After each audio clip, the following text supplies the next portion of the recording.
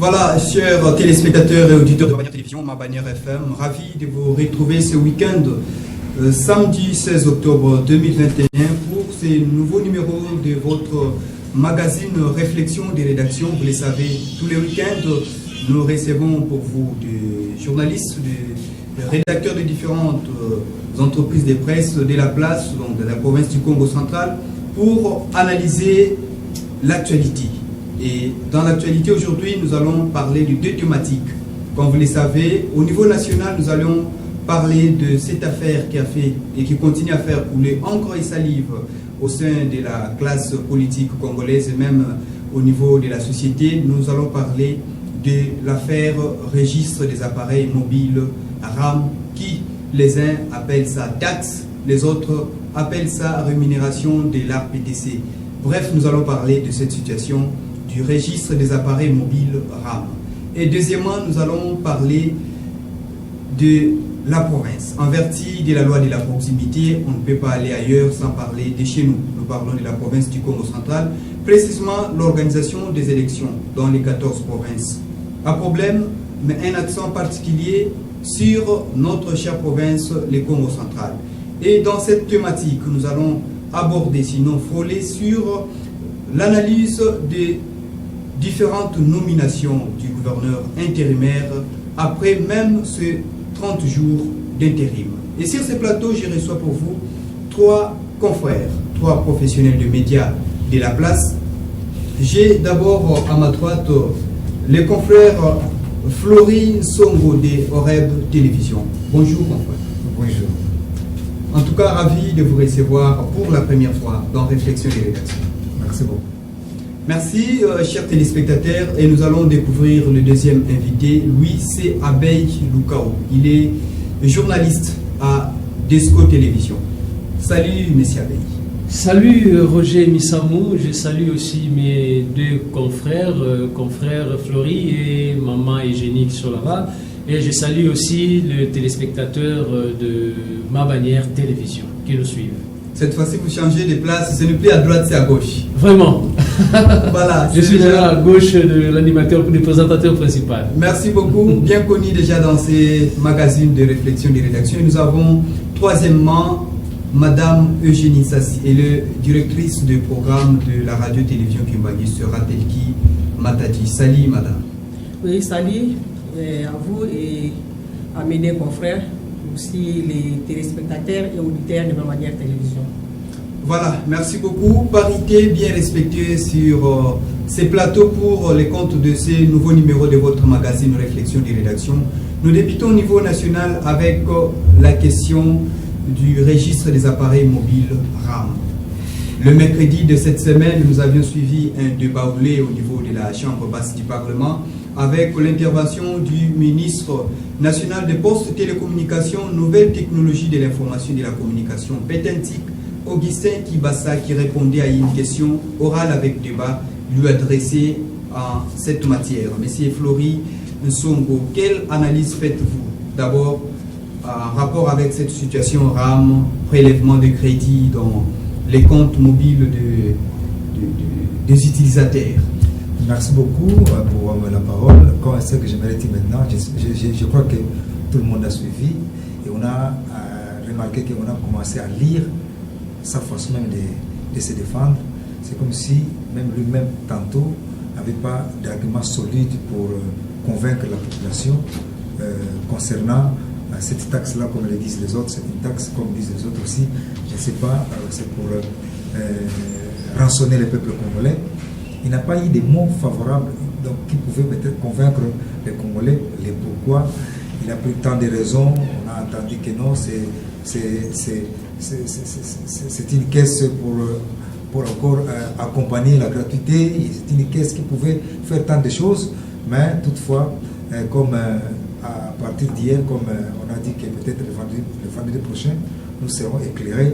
Mais jusque-là, personnellement, j'ai vite compris que je ne sais pas s'il a d'abord analysé avant de lancer cette taxe et voir aussi la classe sociale du Congolais et avant d'entamer ce processus de demander aux Congolais de payer pour leur téléphone mobile. Merci beaucoup, Monsieur Flori Nsongo. Abeille Lukaou, RAM, ça fait couler encre et salive en République démocratique du Congo, même au fin fond de Mayombe, de Luozi, on en parle. Quelle analyse faites-vous d'abord avant d'entrer vraiment en profondeur? Merci Roger, on en parle parce que c'est presque tout Congolais qui utilise aujourd'hui les téléphones mobiles. Ça nous sert à la communication, à communiquer avec ceux qui sont ailleurs et partout. Mais le problème est que lorsqu'on est en train de soutirer aux Congolais les unités, entre guillemets, pour servir l'État, ces Congolais-là devraient d'abord être informés. Comprenez, il y aura ceci, désormais, vous allez commencer à payer tel montant et pour telle raison. Avant d'arriver au petit peuple, si vous pouvez m'autoriser de dire ça, petit peuple, il a fallu commencer par les représentants du peuple qui sont les députés nationaux, qui sont au niveau de l'Assemblée nationale. Si c'est le gouvernement, si c'est l'ARPTC, il fallait qu'on puisse d'abord présenter ces projets auprès des élus nationaux et les élus vont examiner et donner l'avis du peuple congolais. Parce qu'aujourd'hui, si le gouvernement est là, il est là non pas pour eux, mais c'est pour la population. Donc vous allez faire quelque chose pour le bien-être de la population. Donc, il allait être mieux de présenter d'abord les projets auprès des représentants de la population. Après, vous allez mettre ça en pratique. Parce que le fait de voir que même les députés ne sont pas d'accord avec cette histoire, je ne sais pas, il faut appeler ça taxe, il faut appeler ça rémunération à la RPTC, c'est un peu compliqué. Lorsque les représentants du peuple ne maîtrisent pas cette situation. Voilà tout, on a qualifié le ministre de l'escroquerie, on a qualifié de tous les mots. Donc c'est parce qu'ils n'ont pas bien communiqué avant. Voilà. Merci beaucoup, merci pour la première réaction. Madame Eugénie, une analyse d'abord globale avant que nous puissions entrer en profondeur sur cette question du registre des appareils mobiles. Merci beaucoup. C'est un premier problème du registre des appareils mobiles. C'est un problème qui a secoué plus d'un Congolais parce qu'on n'est pas habitué à ça. Payer, je ne sais pas si la rémunération à l'APTC, ce n'est pas un problème. Nous voulons que l'État congolais puisse fonctionner normalement, surtout dans ces domaines de l'APTC. Mais d'emblée, comme ça, je peux dire que la manière dont, je ne sais pas si c'est le ministre ou bien l'APTC. C'est le ministre qui a exécuté. Oui, c'est le ministre qui a exécuté l'ordonnance loi. L'ordonnance dans l'APTC existe depuis 2002. Mais du moins, c'est avec ce gouvernement de Ouattara, ils ont compris que pour mobiliser les fonds et outiller l'APTC, il faut qu'il y ait une taxe de plus, qui est cette taxe de registre des appareils mobiles. Mais la sensibilisation n'a pas été vraiment efficace parce que nous, peuple congolais, nous sommes sous les redevables de l'État congolais, nous devons aussi appuyer l'État congolais d'une manière ou d'une autre. Mais il n'y avait pas eu en amont une sensibilisation adéquate pour convaincre la population à payer cette taxe. C'est ce qui cause problème. La raison pour laquelle c'est cette récupération politicienne qu'a fait nos députés, qui sont d'ailleurs l'émanation de la population, pour essayer quand même d'aggraver cette situation. Mais le problème est que, pour l'emblée comme ça, on peut dire que les ministres et la PTC doivent revenir à la case de départ pour sensibiliser la population par rapport à cette taxe. Que nous comprenions qu'est-ce que cette pratique-là des rames, pourquoi nous devons faire ça. Si presque la majorité des Congolais sont sensibilisés, ça sera bon. Mais le problème, c'est quoi aussi? Même s'il faut payer, la modalité de paiement, c'est déjà un problème. Quand vous mettez 100 unités que vous avez reçues difficilement avec notre pouvoir d'achat que nous connaissons bien, vous approvisionnez votre appareil mobile pour faire vos appels, on vous bouffe tout. Comprenez? Qu'est-ce que ça fait? C'est cette façon-là qui frise la population et il y a des mécontentements et les politiciens sautent dessus pour faire une récupération politicienne par rapport à cette rémunération de la PTC. Merci beaucoup, merci. Monsieur Flori Nsongo, est-ce que, avec déjà les analyses qui viennent déjà y autour de cette table, et de l'autre côté, du côté des abeilles, la pratique n'est pas du tout bonne, mais il a également mis en cause le manque de sensibilisation et même chose du côté de Madame Eugénie. Est-ce qu'il faut supprimer cette taxe ou rémunération comme recommandé par l'Assemblée nationale, ou soit revenir à la sensibilisation comme proposé Madame Eugénie et continuer à prélever des unités? Merci beaucoup pour la parole. Comme notre ami a bien souligné, et y compris aussi Madame Eugénie. Donc dire supprimer, on peut dire oui, on peut dire aussi non. Parce que c'est vrai, sous d'autres cieux, on peut quand même ces taxes-là, les registres des appareils mobiles. Mais avec la classe sociale congolaise, vous savez que pour prendre une telle décision, il faut d'abord étudier la classe moyenne du peuple congolais. Celui qui est vers Tsumba-Kituti gagne difficilement 1000 francs même. Pour s'adresser aux gens qui sont en ville et s'approvisionnent des unités, et d'emblée vous les consommez. Je ne sais pas aussi par quel mécanisme qu'ils font cela. Tantôt, si vous achetez aussi plus qu'on vous arrache aussi beaucoup d'argent. Je ne sais pas si ils prennent le temps pour voir si celui-ci c'est un bon consommateur des unités. Il faut chaque fois revenir pour lui parce que tantôt vous achetez et vous payez votre RAM. Après une semaine, le message revient encore. On ne sait pas au juste quels sont les méthodes. Il y a des paramètres entre compatibilité des téléphones, tels que pour ceux qui utilisent 3G, 4G, ainsi de suite. Donc c'est par compatibilité qu'on... Même si par capacité. Aussi, comme vient de dire M. Abel, on devait d'abord commencer par trouver nos représentants à l'Assemblée nationale, étudier ensemble qu'est-ce qu'il faut faire. Et ce sont ces députés-là qui connaissent bien leurs élus.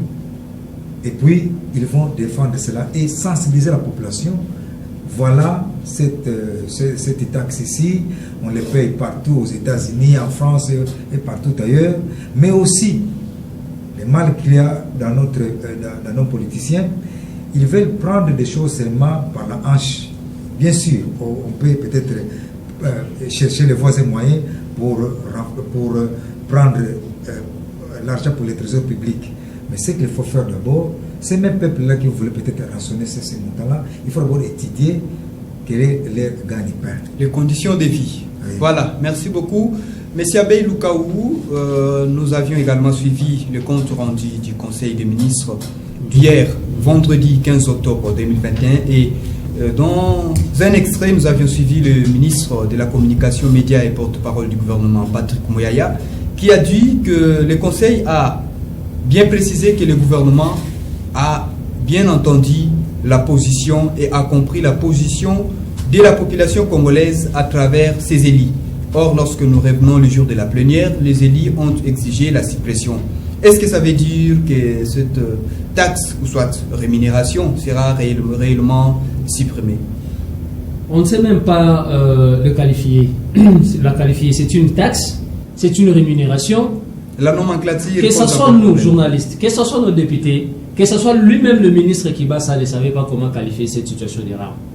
Et aujourd'hui, le discours du ministre de la Communication, vous savez que le ministre de la Communication, c'est un journaliste. C'est quelqu'un qui a fait la communication. C'est une communication politicienne. Jusqu'aujourd'hui, si la population n'est pas vigilante, sachez-le bien, cette histoire de rame va persister.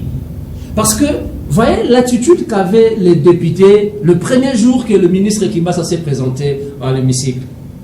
Tous les députés qui sont passés au perchoir étaient mécontents avec le ministre Kibasa. Et le ministre Kibasa lui-même n'avait pas assez d'arguments pour défendre la situation. Comprenez que si vous n'avez pas conçu quelque chose pour la défendre, c'est difficile. Donc c'est quelque chose que le ministre... Donc c'est comme du plagiat d'un TFC. Je ne sais pas s'il faut qualifier ça comme tel, mais c'est un projet qu'il a trouvé, je ne sais pas, sur la table, que lui il a directement exécuté et il a signé. Le ministre n'était pas en mesure de défendre les rames, registre des appareils mobiles. S'il faut appeler ça rémunération de l'ARPTC. L'ARPTC a beaucoup d'argent, parce que l'ARPTC gère aujourd'hui toutes les entreprises de communication. Nous avons, il ne faut pas citer les noms ici, les appareils mobiles que nous utilisons. Les signes que nous avons, ils sont gérés par l'ARPTC, Autorité de régulation des postes et télécommunications au Congo.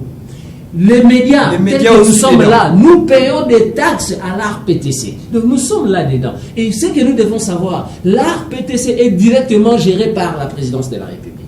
Donc l'ARPTC ne manque pas l'argent. S'il faut encore rémunérer, donner quelque chose à l'ARPTC pour qu'il puisse gonfler ses caisses, je ne sais pas, pour en faire quoi, et que pour servir le pays, pour servir quoi, je ne sais pas moi, mais ce n'est pas dans cette manière qu'il fallait procéder. Retirer l'argent d'un paisible citoyen qui touche difficilement l'argent, qui dans ses budgets, il a des difficultés parce qu'aujourd'hui, un Congolais vit à moins d'$1 par jour. Vous voyez, les fonctionnaires, il est payé à combien? Même pas $100 le mois. Les fonctionnaires de l'État, il n'est même pas $100 le mois. Lorsqu'il a la communication est dedans, le déplacement est dedans. Donc, lorsqu'il achète $1 pour les unités, vous soutirez. 2 semaines après, vous soutirez. Mais je ne sais pas où allons-nous. Donc, comme les souhaits de la population est qu'on puisse se retirer ça, si réellement le président Tshisekedi travaille pour la population, si réellement notre gouvernement travaille pour la population, il n'a qu'à écouter la population. Je sais que Félix Tshisekedi, lorsqu'ils étaient à l'époque où ils sont allés voter Martin Fayulu pour qu'il soit candidat unique de l'opposition, au retour, Tshisekedi avait écouté la base. Yoka base. Félix Tshisekedi, il a retiré sa signature parce qu'il avait écouté sa base. Aujourd'hui, la même base réclame que les rames soient supprimées. Qu'on puisse retirer cette histoire. Pas seulement la base, mais c'est toute la population. Mais la base, toute la population, c'est la base. Parce qu'aujourd'hui, Félix Tshisekedi, il est le père de tout Congolais. Même Martin Fayulu, même Joseph Kabila. Aujourd'hui, Félix Tshisekedi, il est le père de tout Congolais. Donc, lorsque les Congolais réclament que Monsieur le Président, Monsieur le Premier ministre, vous, membres du gouvernement, retirez-nous cette histoire des rames. En principe, il devrait seulement écouter la base. Et quelque part, moi, je me pose la question, est-ce que ces gens-ci, vous savez que la plupart de ceux qui sont aujourd'hui au gouvernement sont venus du FCC. Ils ont aidé Joseph Kabila à échouer. Aujourd'hui, Joseph Kabila se trouve dans les oubliettes. Et Félix Tshisekedi aussi, il y a des pots de bananes qui sont en train de mettre sur sa route. Pour qu'il puisse tomber, vous croyez que si aujourd'hui on laisse cette histoire, je ne sais pas, il faut appeler ça rémunération, il faut appeler ça taxe, qu'on laisse ça, que la population continue à payer. En 2023, Félix Tshisekedi aura vraiment des voix. Vous êtes sûr avec ça? On nous a amené les My God de rêve qui ont bouffé déjà de l'argent. On nous a amené RAM, on nous a amené toutes les histoires qui sont en train de bouffer les Congolais de l'argent. Et ce sont là les mots que les opposants, les challengers de Félix Tshisekedi en 2023 vont s'occuper de ça pour mettre à la disposition de la population afin que Félix Tshisekedi ne soit pas voté pour le second mandat. Donc, s'il est en train de nous écouter, je sais qu'il y a l'UDPS qui est ici, je salue Dominique Kodiambete que je félicite, l'actuel Durkaba du gouverneur, Aïe. Ils sont là, ils nous écoutent, ils communiquent avec le chef de l'État, ils communiquent avec le cadre de l'UDPS. Qu'ils pensent à ça. Yoka Base. Yoka Base, le message est passé. Le porte-parole du gouvernement nous dit que le gouvernement, soit le conseil des ministres, a bien capté les messages de la population à travers le Zéli, à travers le représentant, Madame Eugénie Sassi. Il faut supprimer ou soit revenir à la sensibilisation, bien que vous avez déjà dit ça, mais quant à la suppression, est-ce qu'il faut supprimer ou soit revenir à la sensibilisation? Tout à fait, comme je l'ai dit tantôt, tout est parti à partir du débit. Donc en amont, on devait bien planifier cette situation. Comme a dit les confrères, c'est une situation qui se passe sous d'autres cieux, dans d'autres pays. Ils sont déjà habitués à ça parce qu'ils ont été suffisamment sensibilisés par rapport à ça. Mais qu'est-ce qui se passe chez nous? Chez nous, il y a beaucoup de zones d'ombre par rapport à cette façon de faire, de soutirer l'argent. Bien que c'est une rémunération, ce n'est pas une taxe comme a dit le ministre, ce n'est pas une taxe, pas même un impôt, mais c'est une rémunération de l'ARPTC. L'ARPTC aujourd'hui, on l'a soutirer l'ARPTC du président de la République pour les remettre au niveau du PTNTIC. Donc, c'est les postes de télécommunications, nouvelles technologies et de l'information qui gèrent la RTC. Les gens s'exposent plusieurs questions parce qu'il y a beaucoup de zones d'ombre à travers cette situation des rames. Normalement, les ministres devaient nous éclairer pour essayer quand même de sauvegarder sur l'image du président de la République, comme a dit les confrères. Il a dit qu'il n'est pas le gestionnaire. Il n'est pas le gestionnaire, mais moi, si je parle des zones d'ombre, quand on n'est pas gestionnaire, on a je vais essayer comment on a servi l'argent. Comment on a servi l'argent, même si l'argent qu'on a déjà soutiré par rapport au montant, ça pose déjà des questions. Dans un pays où nous sommes plus de 70 millions d'habitants, je peux dire que nous sommes plus de 100 millions d'habitants aujourd'hui. Si vous travaillez pendant toute une année pour avoir seulement 25 millions de francs congolais, de francs congolais, c'est déjà un problème. Si vous faites 5 millions de dollars, excusez-moi, c'est déjà un problème. Est-ce que réellement c'est ça ou c'est pas ça? C'était un problème. Normalement, les ministres devaient être suffisamment outillés pour venir expliquer cette situation. Mais supprimer cette taxe, je ne sais pas. C'est un mouvement des Warriors. Ils ont tiré ça au niveau du Conseil des ministres. Ils ont poussé aussi leurs arguments pour retenir cette façon de faire, d'appuyer la RPTC par rapport à la rémunération. Du moins, il y a déjà un point positif que nous n'avons pas évoqué ici. Merci. Un point positif que nous dirons de ces systèmes, excusez-moi, que le président lui-même a poussé comme argument quand il parlait de ces fameux problèmes des rames. Qu'il y aura l'Internet gratuit au niveau des...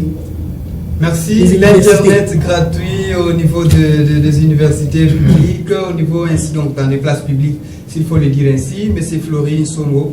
Il y a l'histoire de la gestion, soit la gestion de ces fonds qui pose encore problème. On a reproché une gestion opaque dans cette histoire de RAM. Et de l'autre côté, l'Assemblée provinciale, l'Assemblée nationale plutôt, en dehors de la suppression, a aussi exigé la mise en place d'une commission pour auditer ces fonds déjà perçus. Merci beaucoup. Comme nous venons de le dire, ce qui m'a aussi fait mal entendre déjà le vice-président de l'Assemblée nationale dire que le premier vice-président, que le ministre est innocent. Ça, c'est Jean-Marc. Oui, Jean-Marc. Donc, le ministre est innocent. Maintenant, à qui devons-nous nous adresser, nous, peuple? Parce que nous réclamons qu'il y ait suppression des rames. S'il lui a dit que non, jusque-là, il y a 25 millions de dollars américains, mais d'autres ONG qui ont... Vous savez que le monde a évolué. Ils disent déjà que c'est plus de 266 millions de dollars américains. Donc maintenant, que l'IGF puisse faire son travail, en commençant, parce que comme il dit qu'il est innocent, il va le ministre qui est au communiste de nous faire voir maintenant la porte qu'il faut frapper. Prouver son innocence et montrer la porte qu'il faut pour qu'on puisse faire ces contrôles. Merci beaucoup. Dernier mot avec cette situation à Beïloukaou. Le RAM a contribué à la mise en place, soit l'installation de l'Internet dans plusieurs endroits. Toi, tu dois bénéficier déjà? Nous sommes à Matadi, nous payons le RAM depuis le mois de septembre que nous avons commencé à payer. Qui bénéficie déjà de ces services de RAM ici à Matadi? Qui a récupéré son téléphone qui est déjà volé? Personne. Le ministre était incapable de prouver aux députés de présenter même une seule personne à qui on a remis son téléphone. Il n'y a que les étudiants de l'université de Kinshasa, de l'UPEN, au Congo central, nous payons le RAM. Quelle est cette université qui bénéficie de ces gratuités de Wi-Fi? Mais mes frères, il ne faut même pas parler de ça. Voilà, donc il faut carrément supprimer cette taxe ici. Il faut taxe ici, c'est une rémunération.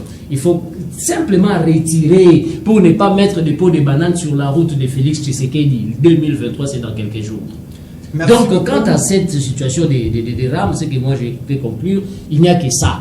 Que les députés et le gouvernement, je ne sais pas maintenant, il y a le ministre qui dit que ce n'est pas lui qui gère, il y a je viens de suivre ici Madame Eugénie qui dit que l'ARPTC, ce n'est plus géré par la présidence, c'est maintenant au ministère, mais c'est l'ARPTC qui gère cette histoire des rames, et le ministre qui gère l'ARPTC ne connaît pas cette histoire des rames. Et vous voulez jouer avec les Congolais ou quoi? Voilà, dernier mot, nous allons clore cette thématique alors. Qu'on retire, tout simplement, qu'on retire la taxe RAM. Suppression de la taxe RAM. Florine Songo, dernier mot. Si nous ne faisons pas prudence, comme si nous payons, nous allons commencer à payer ça doublement. Est-ce que vous connaissez dans toutes ces sociétés-là de communication ne payent pas leurs taxes? Ça aussi. Et quand nous consommons les unités, nous payons quand même à travers nos unités. Donc nous risquons de payer ça double. Nous payons pour que ces sociétés-là puissent avoir la facilité de payer leurs taxes, et nous aussi nous payons encore pour la deuxième fois. C'est ça le problème. Voilà, soit la même personne paye double avec 2 téléphones, peut-être. Chers téléspectateurs, nous allons changer de thématique. On revient en province pour parler. Voilà, nous allons, comme nous passons déjà, mais alors, Madame Eugénie, pour ne pas léser qui que ce soit, non, j'avais un point très important par rapport à ça, oui. Par rapport au comportement de nos élus nationaux. Ces fameux problèmes des rames, ce n'est pas aujourd'hui. Ça date déjà depuis une année, depuis la promulgation de la loi par le Premier ministre par rapport à cette rémunération, parce que je ne sais pas de RPTC. Mais nos députés, comme ils ne les lisent pas, ils ne suivent pas de près la situation politique de notre pays, ils attendaient d'abord que la population puisse réagir pour qu'elle puisse récupérer cette situation. Ok, en attendant comme ça, nous avons déjà dépensé autant d'argent, parce qu'il y en a des gens qui ont payé, il y en a d'autres qui n'ont pas encore payé cette rémunération. C'est déjà un problème. Nous demandons à nos députés qu'ils fassent leur travail. Parce que lorsque vous ne lisez pas, que lorsque quelque chose qui sort déjà au niveau du journal officiel, c'est déjà accepté. Soit disant. Mais s'il y a un problème, c'est à ce moment qu'il devait déjà sauter. Pour voir ces problèmes, comme nous les députés, on n'a pas encore étudié ça, nous ne pouvons pas faire passer ça. Mais nous, on a déjà consommé, après vous venez pour dire qu'on doit enlever ça. Bon, ça devient difficile. Même si quand même on peut enlever ça. Aujourd'hui, on enlève cette taxe. Mais il y en a déjà qui ont déjà payé. Bon, peut-être si on pouvait maintenant, comme j'ai commencé, qu'on doit planifier et sensibiliser les gens pour que nous comprenions que nous devons donner quelque chose au niveau de l'APTC. On doit encore recommencer à zéro, nous bouffer les unités. Donc c'est un problème, c'est vraiment un problème. C'est un problème. Voilà, merci beaucoup. Mieux vaut tard que jamais. On va quand même changer de thématique. Nous revenons avec ce que nous avions annoncé en province.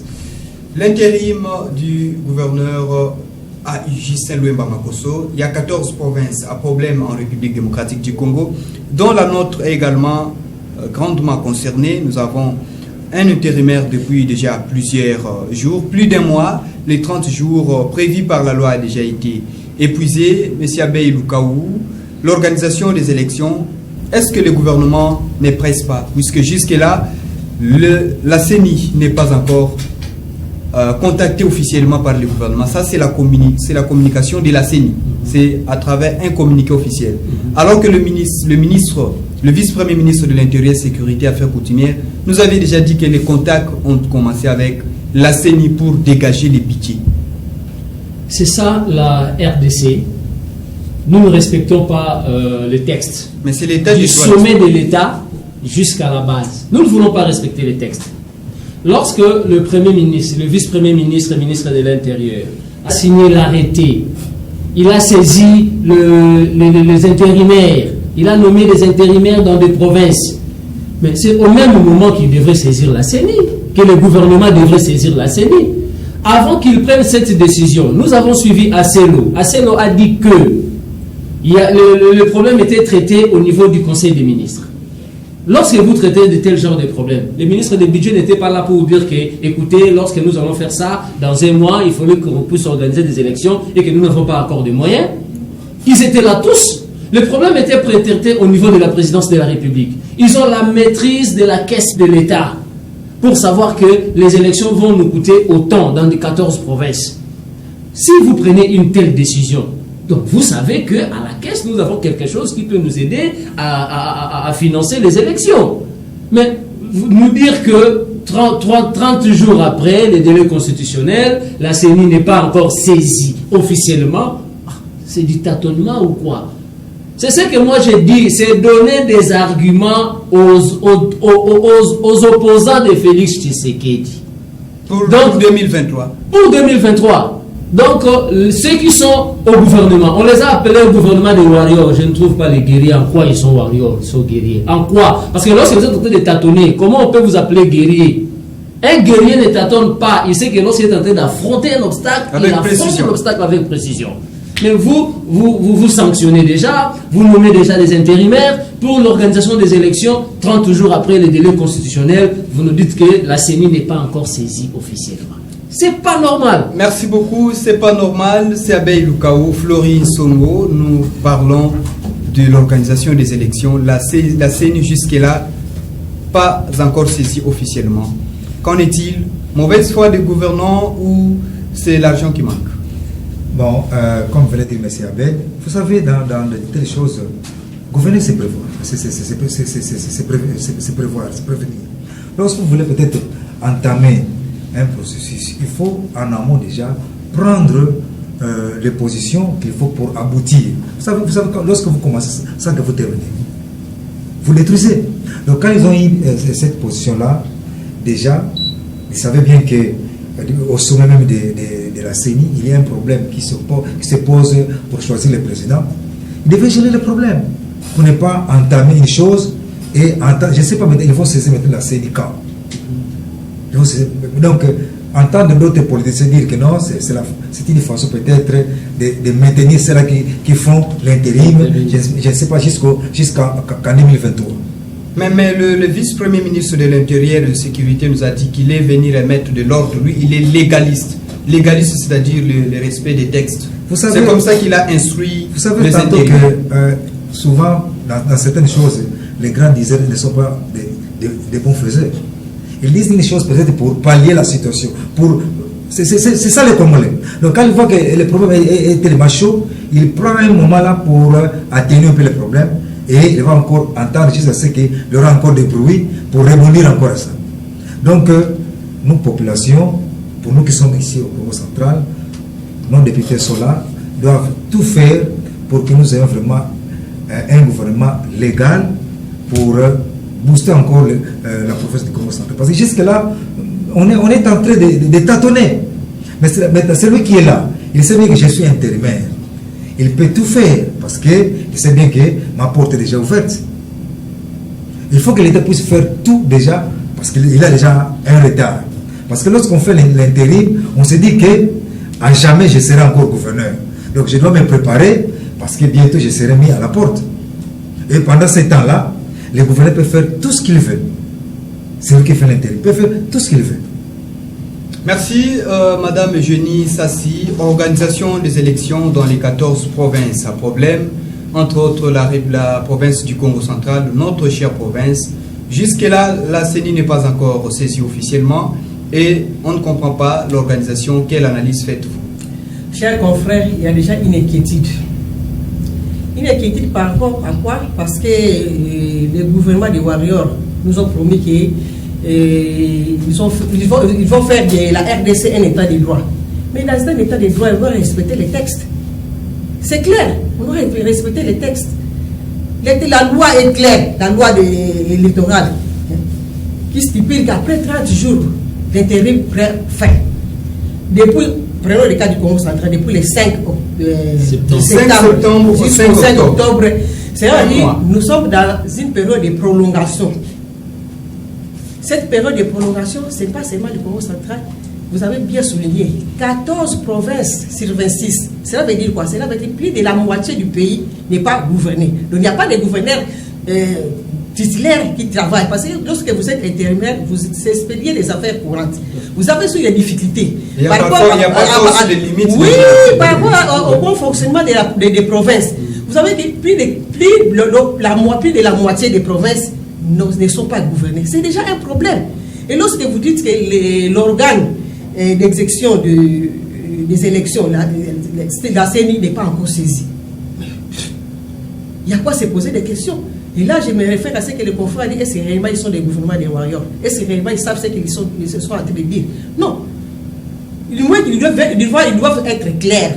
Les discours, bon, on est habitué à ça. Mais du moins, nous voulons maintenant la réalité des faits. S'il n'y a pas l'argent, qu'ils viennent, ils sont les devables de la population pour lui dire non, voilà, par rapport à ceci, cela, nous ajouter encore peut-être des semaines ou bien un mois Comment à ce moment on est fixé. Mais Madame Eugénie, il n'y a pas d'argent, alors que de l'autre côté, on applaudit le ministère des Finances et la Banque centrale pour les belles performances, plusieurs réserves de change. Non, ils avaient un mois pour s'organiser. Nous attendons, les délais est déjà imparti, nous attendons qu'il y ait des élections, parce que travailler avec les intérimaires, ça ne fait pas avancer les choses. Qu'ils puissent organiser les élections le plus tôt possible et qu'ils cessent à nous distraire par rapport à ça. Parce que la CENI n'est pas informée. Là, le ministre dit que la CENI est déjà informée. Finalement, on doit croire à qui? Merci beaucoup, Abbé Lukaou. Je l'ai aussi annoncé à l'ouverture de ces numéros de notre magazine Réflexion des rédactions de ce week-end 16 octobre. Nous avions annoncé la pluie des nominations par les gouverneurs intérimaires, même après le 30 jours, donc après le 1 mois reconnu par la loi, mais jusque-là, il est encore là. Et pluie des nominations, en quelque sorte, certaines personnes sont déjà inquiètes. Que dites-vous? C'est ce qui nous fait douter qu'il y aura organisation des élections. Mais l'état des droits, c'est l'organisation des élections. Ah voilà, s'il faut parler de l'état des droits, parce que l'état des droits, c'est respecter les textes. Les textes ne sont pas respectés. Est-ce qu'il faudrait-il parler encore de l'état des droits? 14 provinces. Sur les 14, il y aura 2 vice-gouverneurs. 14 gouverneurs. Les gouverneurs sont là pour assumer des affaires courantes. Qui est ce gouverneur intérimaire, qui va prendre des engagements sérieux pour sa province? Quelle est cette banque? Qui est cet investisseur qui va venir s'investir dans une province qui est dirigée par un intérimaire? Il ne sait pas, son investissement sera garanti comment? Mais le problème, là où le problème est caché, c'est où? C'est à quel niveau? L'UDPS. Vous devez savoir que l'union sacrée n'est pas égale à l'UDPS. L'union sacrée, c'est quelque chose qui est fondé pour qu'on puisse donner au président de la République la majorité, lui permettre de dissoudre le gouvernement, de mettre fin avec le FCC. Alors qu'est-ce que l'UDPS fait dedans? L'UDPS cherche à ce qu'il puisse avoir des mandataires en tête dans le gouvernorat. Mais est-ce en 2023, est-ce que le gouvernement central, c'est l'UDPS? Nous ne parlons pas le gouvernement central, ce n'est pas l'UDPS, mais le pays dirigé par l'UDPS. Il y a le président national de l'UDPS, Félix Tshisekedi, qui est là, bien qu'il a cédé le poste étant que chef de l'État, mais il est président national de l'UDPS. Parce que lorsqu'on parle qui est le président de l'UDPS, on nous parle de Félix Tshisekedi. Le problème est quoi? En 2018, lorsqu'il y a eu élection, même lorsqu'il y a eu des élections de gouverneurs en 2019, sur 26 provinces, c'est comme s'il n'y avait qu'une seule province qui avait un gouverneur de l'UDPS. Partout, le gouverneur était du PPRD, le gouverneur était du FCC.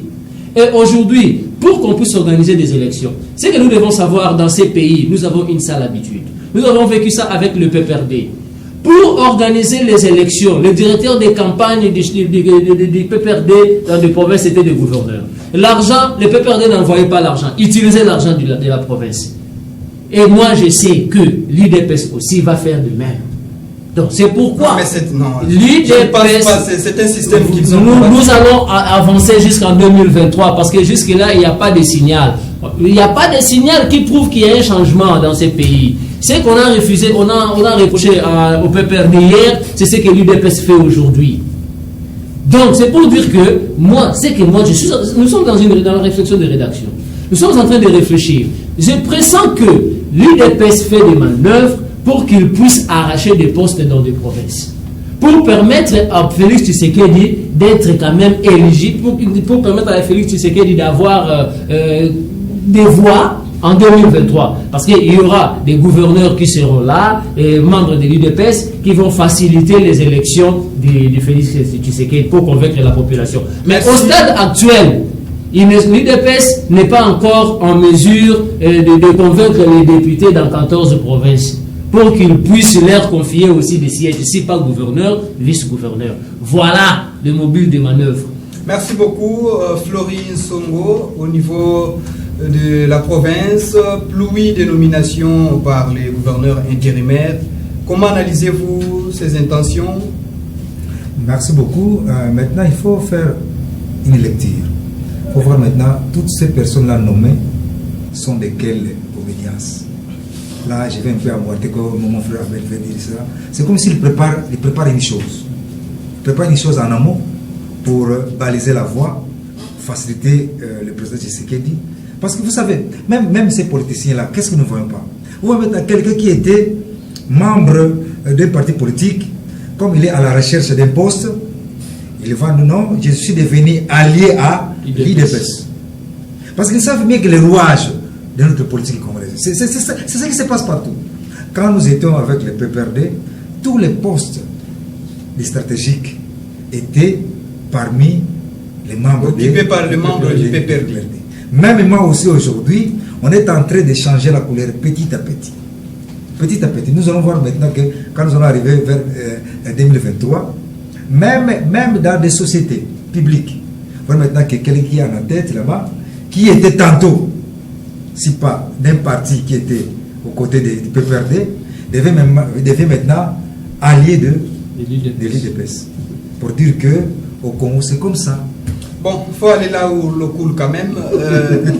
Eugénie Sassi, organisation des élections, nomination au sein du gouvernorat, pluie de nominations par l'intérimaire. Comment est-ce que vous analysez ces intentions?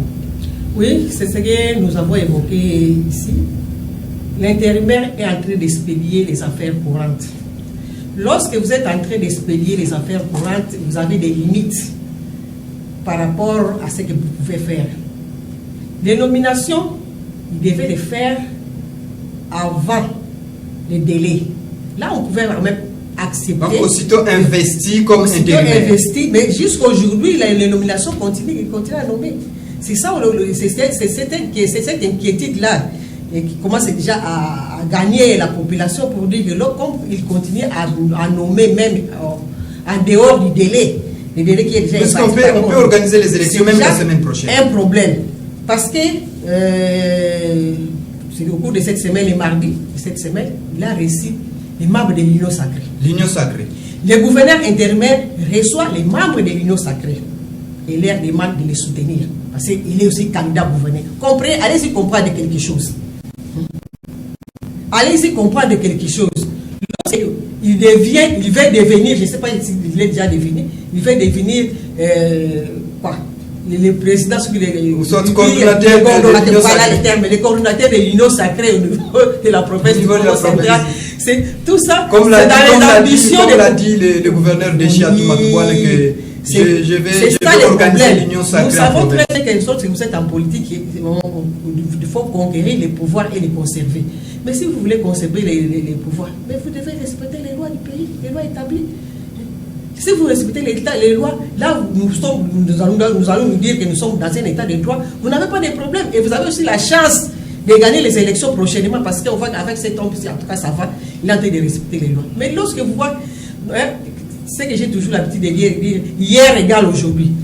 Et regardez ce qui se passe dans la scène politique de notre pays. Que ce soit au niveau national, que ce soit au niveau de la province. Ce qui s'est passé hier, c'est ce qui se passe aujourd'hui. Les confrères là évoqué. La personne qui était du FCC s'est dit aujourd'hui je suis de l'Union sacrée. Allié. Pourquoi il vise les intérêts? Et lorsque vous fouillez, ce n'est pas sur les intérêts généraux de la population, c'est sur les intérêts égoïstes de nos politiciens que nous connaissons très bien. Alors c'est un problème. Les gouverneurs intérimaires, vous n'êtes pas censés les nommer.